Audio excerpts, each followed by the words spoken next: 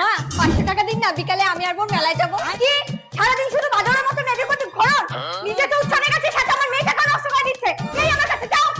अबे साले এই 500 টাকা দাও না, বিকালে আমি আর বোন মেলায় যাবো। কি আমার কাছে কোনো এক্সট্রা টাকা নেই, ঘরে সবজি শেষ হয়ে গেছে। এ নাও 500 টাকা ধরো, বাইরে থেকে সবজি নিয়ে আসো। মা তোমার বৌমার কাছে 500 টাকা দিয়েছি সবজি আনার জন্য। ভেড়ুয়া কথাকার সব কথা গিয়ে মাকে বলে। এবার কি করে মেলায় যাই? আইডিয়া। মা সবজি আনতে গেলাম।